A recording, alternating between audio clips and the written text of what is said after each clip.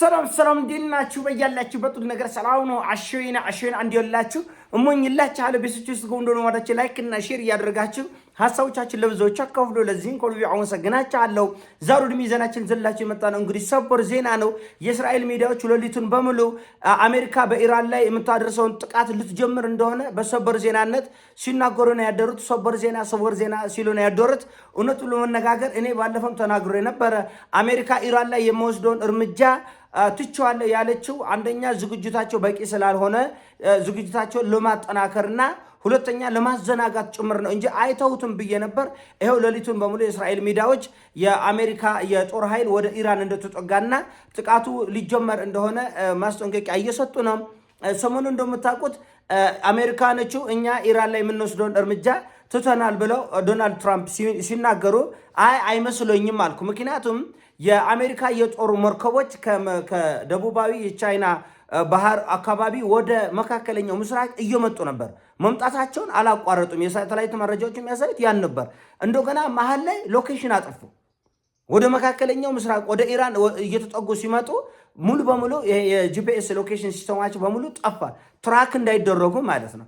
አሁን ከሞላ ጎደል ወደ መካከለኛው ምስራቅ በበቂ ሁኔታ የአሜሪካ የጦር መርከቦች ተጠግተዋል። ኳታርና ጆርዳን አካባቢ ደግሞ እንደዚሁ የጦር ጀቶቻቸው አርፈዋል። ፓኪስታን ለኢራን አንኮንዲሽናል ምንም ነገር አልፈልግም ከኢራን ኢራን የምትፈልገውን ሁሉ ከኔ ትውሰድ ብላል። የሚያስፈልገው ሁሉ ምንም አንድ ነገር አንድ ቤሳቤስቱ አልፈልግም ከኢራን ኢራን ግን ያለ ገደብ የምትፈልገውን ሁሉ እረዳለሁ ከጎናቸው ነን ብለዋል የኢራን የመከላከያ ሚኒስተሩ። እንደዚሁም ራሽያ ከዚህ በኋላ ኢራን ከተነካች ያበቃል ነገር ብላለች። ቻይናም እንደዚሁ 36 ዙር ወገነቼ እየተገባባን 36 ዙር ነው የጦር መሳሪያ ወስዳ ያራገፈች ኢራን ላይ 36 ዙር። ምን አይነት መሳሪያዎች አውዳሚ ይሁን የኒኩሌር ይሁን የሃይድሮጂን ቦምብ ይሁን ምን አይታወቅም። መሳሪያዎች ግን ከተገቢው በላይ እየተራገፉ ነው እና ይሄ ነገር አካሄዱ ሲታይ ምናልባት ሶስተኛ የዓለም ጦርነት ይፈነዳል የሚል እና በጣም አደገኛ ቀጠናውን ብቻ ሳይሆን ዓለምን ወደ መቀመቅ ይዞ ሊገባ ይችላል። በእርግጥም ኢራኖችም እንደዛ ነው ያሉት። የአሁኑ ጦርነት እንደባለፈው ጦርነት አይደለም። የሆነ ጥቂት ቀን ለኮፍ ሳይሆን ሙሉ ኃይላችንን ነው። ታዲያኔስ ምን አለ ያላቸውን አሟጥጠው ነው የሚጠቀሙት። እንኳን የእነሱን ቆርተ የቻይናን እንደ ፕሮክሲ ዋር እኮ ሊጠቀሙት ይችላል። ቻይኖች አንዳንዶች ቻይኖች እዚህ ውስጥ ገለልተኛ ለምን ገለልተኛ ፕሮክሲ ዋርነት ይጠቀማል። ሌላው ቢቀር በፕሮክሲ ዋርነት ራሽያኖቹና ቻይኖቹ እንደዚህ ሰሜን ኮሪያኖቹ በኢራን በኩል ፕሮክሲ ዋር ለኢራን ባያስቡ እንኳን ድጋፍ ያደርጋሉ። በዚህ መልኩ ማለት ነው። ይሄ ዓለም አቀፍ አሰራር ስለሆነ እና የሆነ የእስራኤል ሚዲያዎች በሰበር ዜናነት ሌሊቱን ሲዘግቡት ነው ያደሩት። አሜሪካ ሙሉ ዝግጅቷን አጠናቃለች። እንደውም ጭራሽ በጣም ያሳቀኝ ነገር ይሄ ወፈፌ አቶ አሸበር ዶናልድ ጄ ትራምፕ እስራኤል ይሄ አይሮን ዶም እኔን የሰራሁት የምትለውን ወሬ ብታቆም ነው የሚሻለው።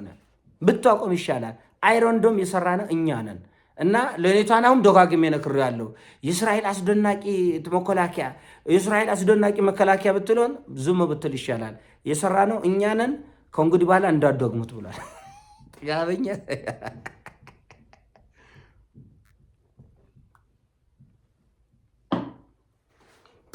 ጥጋበኛ ሰውዬ ንጎር ያላለ ለኔታና አሁን ደጋግሜ ነግሬዋለሁ። እንደዚህ ነገር እንዳትናገር። እኔ ዶናልድ ጄ ትራምፕ የሚመች ምን መሰላችሁ? ያሰበውን ሁሉ ይናገራል። ምንም ወደ ላይ ምን በቃ ምን አዙ ጭንቅላት እስከመጣ ይናገራል። ማንንም ከዚህ ከመጠፍ አይቆጥም። ሰሞኑን አይታችኋል። አውሮፓ ህብረት መሪዎችን በሙሉ ቁጭ አድርጋ ማለት ነው እኛ አለ ልክ እንደ ህፃን እንደ ጮቅላ እያየ ማለት እኛ አሜሪካን ባንኖር ይሄ ሁሉ አውሮፓዊ ጀርመንኛና ጃፓንኛ ነበር የምትናገሩት። ነፃ ያወጣናችሁ በዓለም ጦርነት እኛ ነን። አሰባችሁታል? ባሪያ ነበራቸው አሜሪካ ባትኖር ነው ባጭሩ። እና በዛ በሁለተኛ ዓለም ጦርነትን ከባርነት ማውጣቱ ብቻ አይደለም ዛሬ ጭምር ኔቶን 100% ምንረዳ እኛ ነን። 100% እንዲህ ዶክመንላችሁ። ግን ይሄ ኔቶ የሚባል ኮረፈፍ አንድ ነገር ለአሜሪካ የጠቀመው ነገር የለም። አመድ አፋሽ ሆነናል። በእኛ ሽሩሩ በእኛ አንቆልባ ነው ያላችሁት። አድዋሜ አለ የኔጌት አፍሪካ ላይ መሬት የማይጠባቸው ያ ሁሉ የአውሮፓ መሪ እንደ አንገቱን ኩሽሽ አድርገው ዙም ለጌታም ጌታ አለው። እንዲህ ያለ ወሬ ግን ለራሽያኖች አይሰራም። በጥፊ ነው የሚለው። በጥፊ እውነት አሁን ያደረገ ጭው ብሏል። ግን አፍን ዝጋ ነው የሚለው። ቻይኖች ላይ እንደዚህ ይላል ትራምፕ አይልም። ለምን? ቻይና ከአሜሪካ ወታደራዊ እርዳታ 2 ብር አታገኝም። ሳንቲም የአንድ ሳንቲም ፍርካች አታገኝም። ጭራሽ እንደውም በጠላትነት ዙሪያ ብዙ ጠላትነታል። በሁለት እግር መቆም ያስፈልጋል። እንደ ትራምፕ አይነት መሪዎች ለዓለም ያስፈልጓታል። ያሰቡትን ሁሉ የሚተፉት ያሰቡትን ሁሉ ይተፋል።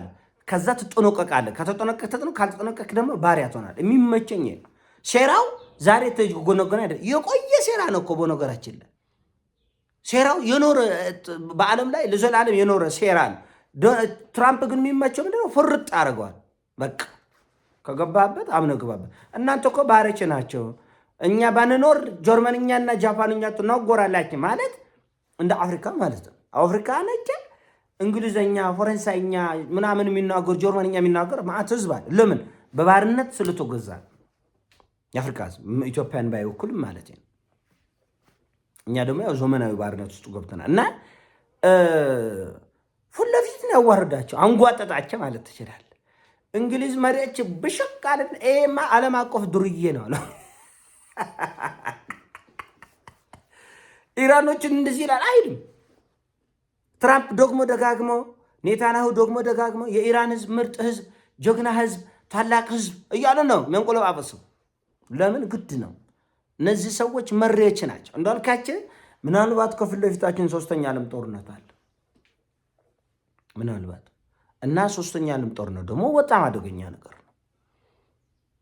አበሾች ዝም ብሎ የቀበሌ የመንደር ጸብ የሚመስላቸው ከእውቀት የጎደልም ትኩረት አያደርጉም። ኢኮኖሚያችን ሊያናጋ እንደሚችል በጣም አደገኛ ቀውስ በሀገራችን ውስጥ ሊፈጠር ይችላል። ሌሎቹ አሁን ኢራኖቹና አሜሪካኖቹ እስራኤሎች የለየለት ጦርነት ውስጥ ከገባ እኛ እንደሚሩበን አያውቁም። ብዙ አበሾች አታውቁም። በቃ ብዙዎች በቃ እና ምንድን ነው የእስላምና የክርስቲያን ጦርነት ይመስላል። ጦርነቱ የሙስሊምና የክርስቲያን አይደለም። አሜሪካ ጎን የሚደረቡ ማዕት ሙስሊሞች አሉ። ከኢራን ጎን የሚደረቡ ማዕት ክርስቲያኖች አሉ። ማዕት ራሽያኖች እኮ ክርስቲያኖች ናቸው። እና ከኢራን ጎን የሚደረቡ ማዕት ቡዲስቶች፣ ህንዱስቶች ምናምንም አለ። ስለዚህ ጉዳይ የሃይማኖት አይደለም። እሺ እኛ ሀገር በቃች ሚጢጢች እንትን ነጭ ሽንኩርት የምታክል ጭንቅላት ይዞናል። አያስብም። በቃ አይምራችን አያስብ። በቃ ምን አይነት ቁርቁት ያለ በማያገባን ውስጥ ገብተን ብሔር እንጨምራል። በማያገባን ገብተን ሃይማኖት እንጂና ትንሽ አሳፋሪ ነው ድርጊቶቻችን። የሆነ ሆኖ አሜሪካ በኢራን ላይ የምታደርሰው ጥቃት አይቀሬ ነው። መተጫጨድ ነው። አንዷን ማጨድ ነው። እና ብዙ ኢትዮጵያውያን እቺ ጭዌ የገባቻቸው አይመስሉም። አልገባ ቤታችን ድረስ ነው የሚመጣው። ኮኮኮካ አርጎ ዘይት የለም ነዳጅ የለም ሊል ይችላል። ጦርነቱ በተጀመረ በሳምንት ውስጥ ነዳጅ ኢትዮጵያ ውስጥ ሊጠፋ ይችላል። ይሄን አታውቅም። ምክንያቱም ኢራኖቹ እብዶች ናቸው፣ መሪዎች ናቸው፣ አይሰሙም። የአሜሪካን የጦር ቤዝ ጅቡቲ ላይ ቢደበድቦ እዛ ላይ ቻይኖቹ ቢጨመረው አበቃ። የወደቡ ጉዳይ ማለት ነው። የወደቡ ጉዳይ አበቃ ማለት ነው።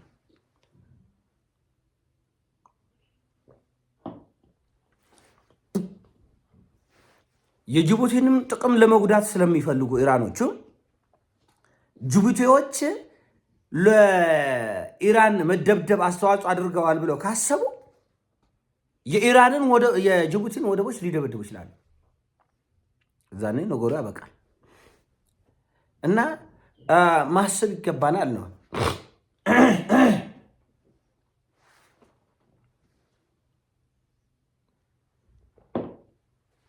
ይቁርታ ተመልካቾች እጄ ነበር ወደ አምላኬ እና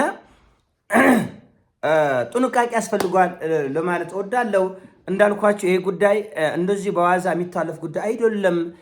3ኛ ዓለም ጦርነት በዚህ ውጥረት መሃል የሚፈነዳ ከሆነ ቻይኖቹም ደግሞ የራሳቸውን አስተዋጽኦ እዚህ ላይ የሚያደርጉ ከሆነ ራሽያኖችም ፓኪስታኖቹ ያለ ገደብ ነው ያሉት እና ይሄ ያለ ገደብ የሚደረግ እርዳታ ምን ያክል ቀውስ ይዞ ሊመጣ እንደሚችል የሚታወቅ አይደለም። ሰላም ለዓለማችን ልንሞኛለን። እኔ ሐሳብ ነው። ሲመቻችሁ ላይክ አድርጉ፣ ሼር አድርጉ። ወዳችኋለሁ። ፒስ